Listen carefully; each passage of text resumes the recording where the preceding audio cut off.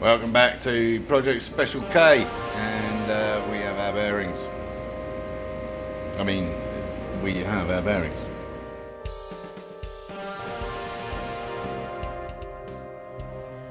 So we'll be hoiking that all up in the air again and getting the front forks off, getting that bottom bearing out, and exploring our new all balls racing bearing. Just checking up which is which, so I can get the right end on the right end, and labelled them up accordingly. So that's the top one, which we won't be needing for a while. That must be the bottom one then, one would hope. Well, that didn't go well. I slipped the bottom one over the top and it was bloody tight. Now I can't get it off again because I need to get that off first. Yeah, so that's annoying. Meantime, we need to get these races out, top and bottom, so we can put the new ones in. That involves a gentle tap with a long screwdriver.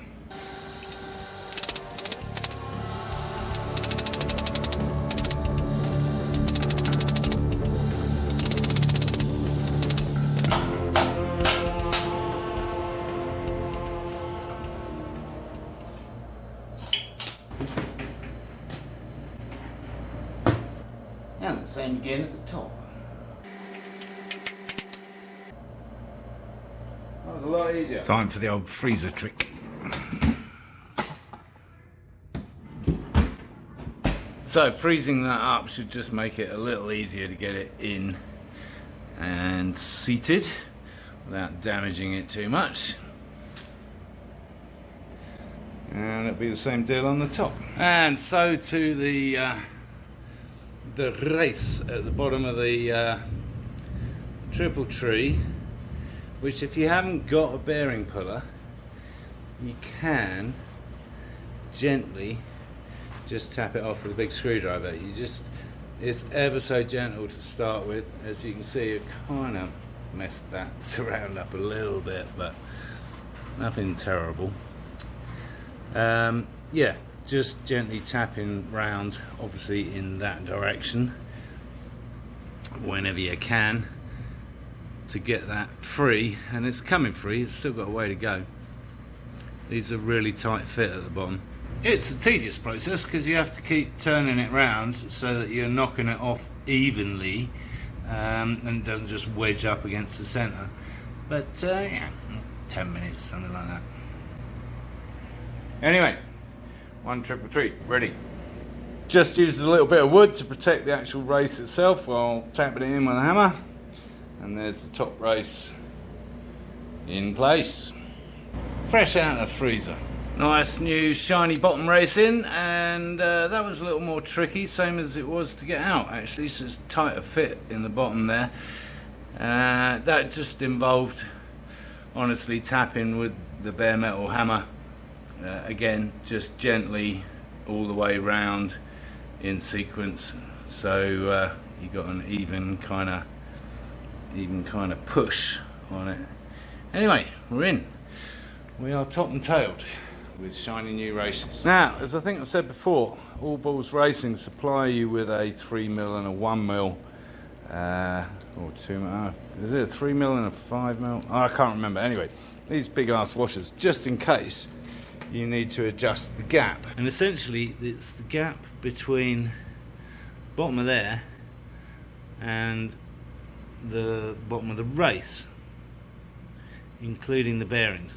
So the whole thing, I measured the bearing, and that's 16mm. I measured this pre-race, and that was 17mm. So I don't think we need any washers at all. And we had this situation last time and ended up with no washers. I don't know though, there's a bit of a gap. Bottom bearing and dust cover ready to go. No washers required, I think. Same deal getting it on. Some say it's worth heating this up in the oven. I tried that last time, didn't make a lot of difference. Putting this in the freezer, so you got, yeah, Yeah, this expands, this contracts, whatever. Anyway, it doesn't just drop on ever. So that's kind of seated. And I may be wrong, but I think as you tighten it up from the top on the thread, that's got to pull that tighter anyway, right? Next up, mucky stuff. Yeah, pack that with as much of that stuff as you can. It will splurge out when you start tightening it up. But once we got that packed with grease, we can then slot it into our nice new race and lower everything down on it, and then turn our attention to the top bit, which is a lot easier. I should probably point out this is not the best way to do this, but it is a method without involving special tools like bearing pullers and all that kind of stuff, or taking it down the shop.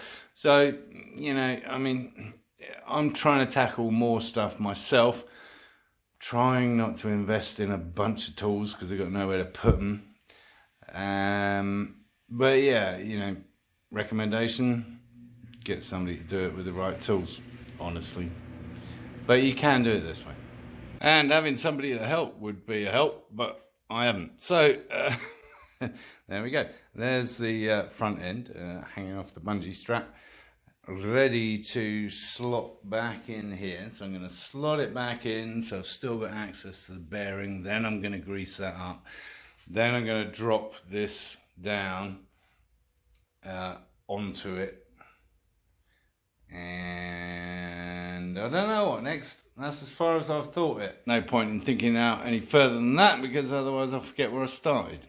Stage 1, center triple tree thing inserted in orifice. I'm going to drop this a little bit so it's closer. Then I'm going to wedge that up with some grease and drop it a little bit more. Okay, I have packed a lot of grease in there, and you cannot overdo this. And I've spun it round and round and round, just pushing it in, packing it in, pushing it in, packing it in. And I've bunged a load actually in the race itself, so that once it marries up, because all that's going to happen to the excess is that it's going to end up like here, like it is already. So, like I say, you can't overdo it. The more the merrier. Okay, gently lowered it down onto the side stand again, and that's in position. So I'm glad we didn't put any spacers, washers in there, whatever the hell, because certainly didn't need them. Plenty of thread, I think. So let's tackle the top. Well, sadly that's where this video ends, because that doesn't fit. That has an ID inside diameter of 25mm. Whereas this is clearly larger. Yeah. I hope I don't have to take that bloody race out, because that's going to be a pain. Anyway, first time I've had a problem with all balls racing. Just in case anyone's in any doubt what a Black Widow looks like, it's like that. Yeah. Just checking out the new stance of the bike, although the bearings haven't come in yet, as you can see, it's not bolted down. But yeah, we're nearly level, nearly. It's kind of 7 degrees up at the front. But yeah, I mean, overall, it kind of looks better.